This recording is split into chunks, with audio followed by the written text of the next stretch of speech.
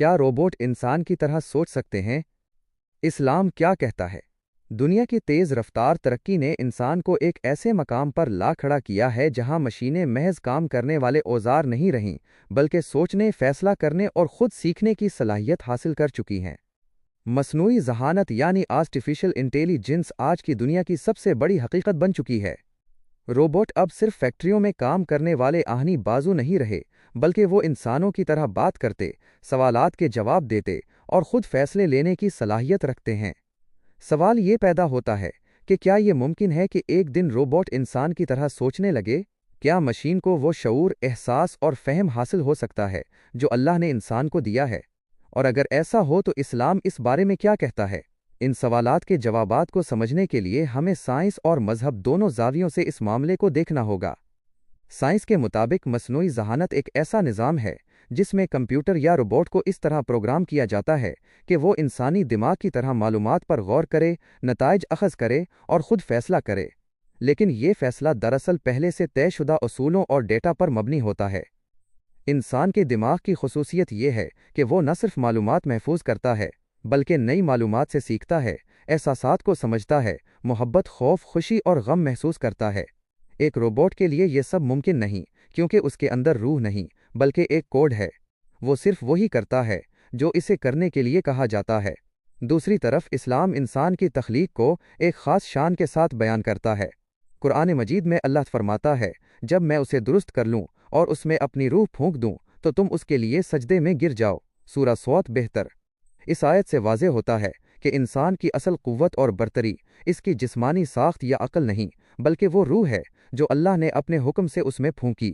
یہی روح انسان کو شعور، احساس، ارادہ اور معرفت عطا کرتی ہے۔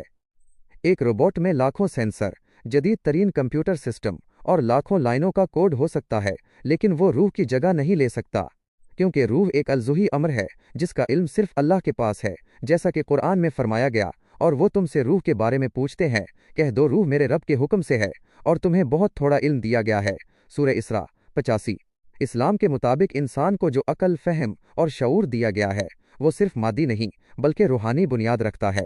انسان نہ صرف سوچتا ہے بلکہ اپنے وجود پر غور کرتا ہے، اپنے خالق کو پہچانتا ہے اور نیکی و بدی میں فرق کرتا ہے۔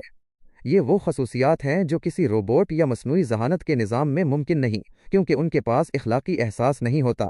ایک روبوٹ کبھی ضمیر کی خلش محسوس نہیں کر سکتا، وہ صرف حکم پر عمل کرتا ہے۔ انسان کو اللہ نے احسن تقویم یعنی بہترین ساخت میں پیدا کیا ہے اور اسے زمین پر خلیفہ بنایا ہے۔ ایک مشین کبھی خلیفہ نہیں بن سکتی، کیونکہ وہ نہ خیر و شر کا فرق جان سکتی ہے اور نہ جواب دہی کا تصور سمجھ سکتی ہے۔ سائنسی اعتبار سے دیکھا جائے تو آج کے مصنوعی ذہانت کے نظام بہت ترقی یافتہ ہو چکے ہیں۔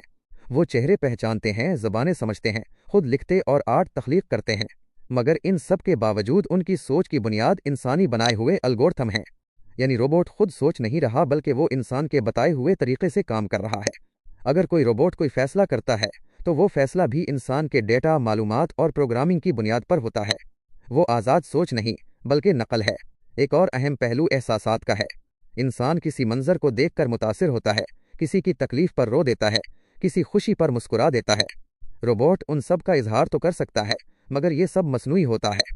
اگر کوئی روبوٹ کہے مجھے افسوس ہے تو دراصل وہ ایک پروگرام کے تحت یہ جملہ ادا کر رہا ہے، اس کے دل میں کوئی درد یا احساس نہیں۔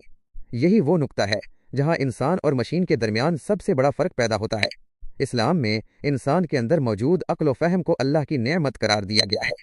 قرآن میں بارہا انسان کو دعوت فکر دی گئی ہے، کیا تم غور نہیں کرتے؟ کیا تم عقل سے کام نہیں لیتے؟ یہ آیات بتاتی ہیں کہ سوچنے اور غور کرنے کی صلاحیت انسان کو روحانی سطح پر عطا کی گئی ہے تاکہ وہ اپنے خالق کو پہچانے۔ روبوٹ کے لیے یہ ممکن نہیں، کیونکہ وہ روحانی ادراک سے محروم ہے۔ ایک روبوٹ صرف ظاہری ڈیٹا پر کام کرتا ہے، وہ باطن کو نہیں سمجھ سکتا۔ اس کے لیے سچ اور جھوٹ میں فرق صرف پروگرامنگ کی حد تک ہے، احساس یا نیت کی بنیاد پر نہیں۔ جدید سائنسدانوں کا خیال ہے کہ مستقبل میں روبوٹ انسانوں کی طرح جذباتی رویے سیکھ جائیں گے، لیکن اسلام کی روشنی میں یہ ممکن نہیں کہ کوئی مصنوعی مخلوق انسان کی طرح روحانی یا اخلاقی سطح پر ترقی کرے۔ اللہ نے انسان کو ایک خاص مقصد کے لیے پیدا کیا ہے، اور وہ مقصد عبادت ہے، جیسا کہ فرمایا، اور میں نے جن و انس کو صرف اپنی عبادت کے لیے پیدا کیا۔ الذاریات 56۔ روبوٹ میں عبادت کا شعور نہیں ہو سکتا، کیونکہ وہ ارادے اور نیت سے محروم ہے۔ عبادت صرف جسمانی عمل نہیں بلکہ دل کا اخلاص اور نیت کا عمل ہے۔ यही चीज़ इंसान को मखलूक़ात